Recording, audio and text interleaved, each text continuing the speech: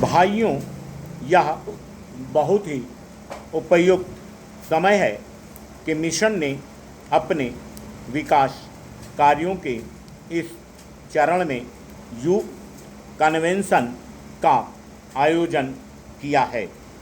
नौजवानों को पथ प्रदर्शक मिलना चाहिए।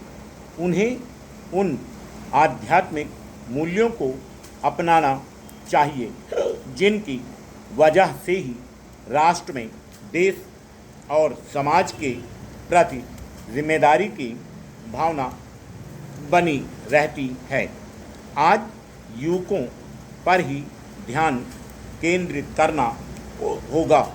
रामकृष्ण मिशन युवकों के प्रति अपनी जिम्मेदारी समझता रहा है और मुझे खुशी है कि इसने उनको रचनात्मक कार्यों में संगठित करने पर विशेष ध्यान दिया है। भारत ने स्वतंत्रता के बाद के वर्षों में महत्वपूर्ण उन्नति की है। आज भारत राष्ट्र समुदाय में एक गौरव का स्थान रखता है, लेकिन कई प्रश्न ऐसे हैं जिन्हें अभी हल करना बाकी है। सरकार ने गरीबों और आर्थिक तौर पर पिछड़े लोगों की बेहतरी के लिए कई कार्यक्रम शुरू किए हैं।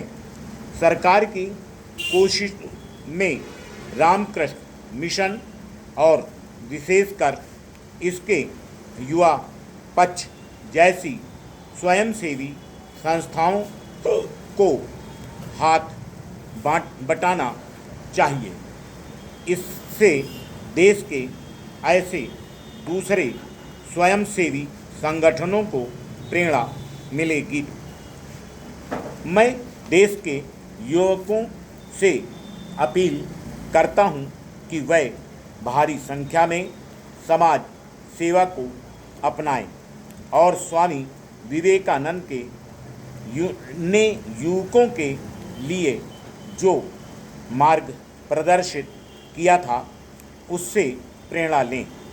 श्री रामकृष्ण और श्री विवेकानंद के भाईचारे और प्रेम के संदेश को दिए कई दशक बीत चुके हैं। हमें अब विदेशी शासन से मुक्ति मिल चुकी है, परंतु देश में अभी भी जातिवाद और दहेज जैसी कई सामाजिक बुराइयां हैं जो समाज की कमज़ोर बना रही हैं। इन बुराइयों को हटाने संबंधी काम करने के लिए यह बहुत बड़ा क्षेत्र है जो देश के नौजवानों के लिए एक चुनौती है।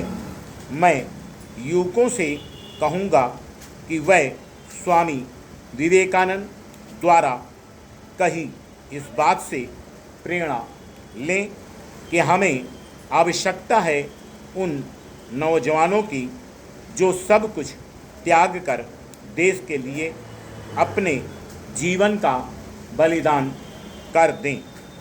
मैं रामकृष्ण मिशन को धन्यवाद देता हूं कि उन्होंने मुझे इस कन्वेंशन का उद्घाटन करने के लिए बुलाया। मैं आशा करता हूं कि इस कन्वेंशन से लाभदायक परिणाम निकलेंगे और इससे देश की उनकी और खुशहाली के सफ़र में एक नए अध्याय की शुरुआत होगी। रामकृष्ण मिशन के कार्यकर्ताओं और हम सब के लिए यह गौरव की बात होगी। Full stop.